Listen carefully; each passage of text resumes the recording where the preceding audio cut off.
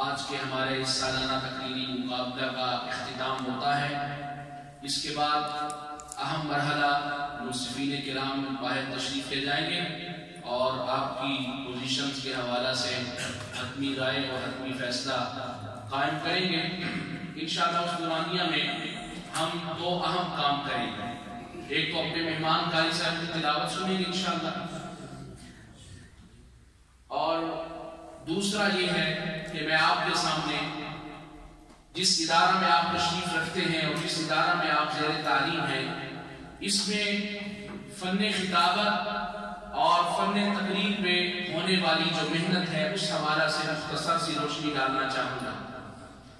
ہمارے یہاں الحمدللہ جیسے تعلیم، تدریس، تعلم کے حوالہ سے کچھ انوکھی اور منفرد روایات بڑے عرصے سے تسلسل کے ساتھ چلتی آ رہی ہیں، جیسا کہ فجر کے وقت نماز سے پہلے قرآن کریم کا ترجمہ پڑھنا، یہ وہ روایت ہے کہ اس کو بہت سارے لوگوں نے اپنانے کی کوشش کی، لیکن کہیں پہ طلباء نے ساتھ نہیں دیا، کہیں پہ اساتذہ کی ہمت نہ ہوئی۔ آپ بھی اس ادارے میں الحمدللہ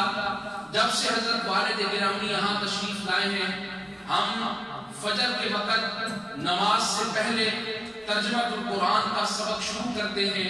اور وہ نماز کے بعد بھی جاری رہتا ہے، اور یوں ہی تسلسل کے ساتھ یہ سفر جاری رہتا ہے۔ شوال سے لے کر رجب یا شعبان تک بحمدللہ ہر سال قرآن کریم مکمل ہوتا ہے۔ اب آپ سنیے گا، ہمارے اس ادارہ میں اگر کوئی طالب علم 4 سال گزارے تو 4 مرتبہ رب کا قرآن ترجمہ و تفسیر سے پڑھ لیتا ہے۔ اگر کوئی 5 سال گزارے تو 5 مرتبہ رب کا قرآن ترجمہ و تفسیر سے پڑھ لیتا ہے۔ میں عاجز نے الحمدللہ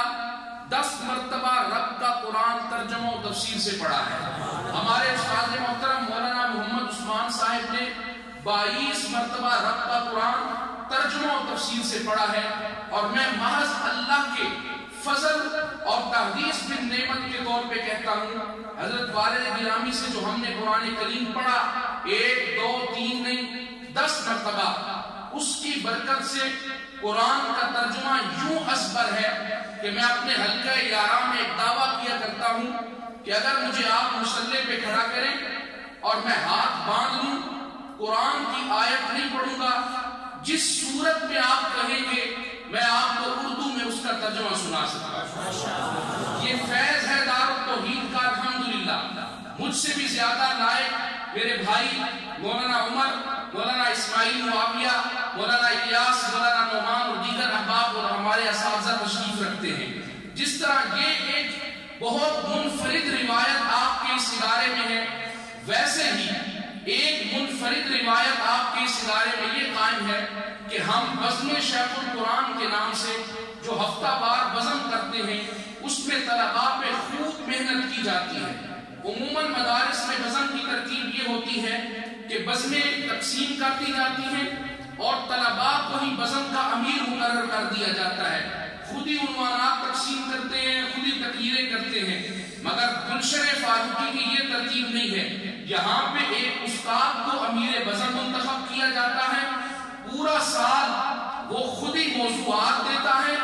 پورا سال ہر جمعرات بزم کی صدارت بھی کرتا ہے، پورا سال ہر جمعرات ایک رجسٹر اپنے پاس رکھتا ہے۔ ہر طالب علم اردو کی غلطی کرے تب، عربی کی غلطی کرے تب، اشارہ غلط کرے تب، اور اس کے علاوہ کھڑا غلط طریقے سے ہو تب، کوئی غیر سنجیدہ حرکت کرے، کچھ بھی کرے، وہ استاد ان ساری غلطیوں کو نوٹ کرتا ہے اور ہر جمعرات بزم کے اختتام پہ وہ ساری غلطیاں طالب علموں کے سامنے بیان کر دی جاتی ہیں۔ یہ ایک منفرد طریقے سے طلباء کرام کو ہم خطابت کی طرف لے کے آ رہے ہیں۔ ہماری جماعت جمعیت ارشاد توحید و سنت کے ایک بہت بڑے خطیب علامہ احمد شعیب خان، دعا فرمائیے اللہ تعالیٰ ان کی پریشانی دور فرمائے، اور وہ جس پریشانی اور کرب میں مبتلا ہے اللہ تعالیٰ ان کو نجات عطا فرمائے۔ مولانا احمد شعیب سے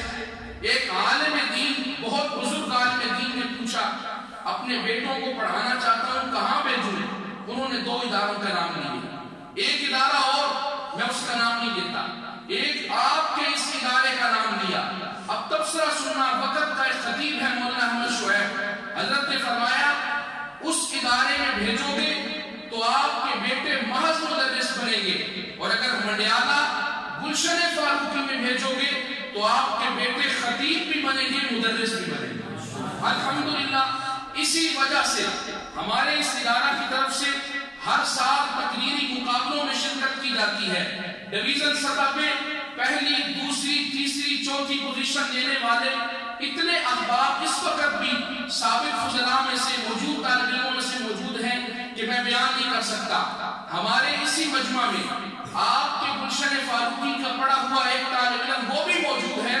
جس نے صوبائی سطح پہ تیسری پوزیشن حاصل کی تھی، وہ بھی موجود ہے جس نے ضلعی سطح پہ پہلی پوزیشن حاصل کی، میرے بھائی عبدالرحمان نے دوسری پوزیشن حاصل کی، مفتی الیاس صاحب نے تیسری پوزیشن حاصل کی، مولانا اسماعیل معاویہ جو راولپنڈی سے یہاں تشریف لائے ہیں انہوں نے ضلعی سطح پہ دوسری پوزیشن حاصل کی، اس عاجز نے خود پہلی پوزیشن حاصل کی، مولانا عطا الرحمان صاحب نے چوتھی پوزیشن حاصل کی۔ میں بتانا یہ چاہتا ہوں کہ جس طرح ہم تعلیم و تعلم میں، درس و تدریس میں، کتب فقہ، کتب احادیث، کتب سیرت، عربی تکلم اور اس کے علاوہ دیگر تجوید وغیرہ میں محنت کر رہے ہیں، ویسے ہی آپ کے اس ادارے میں الحمدللہ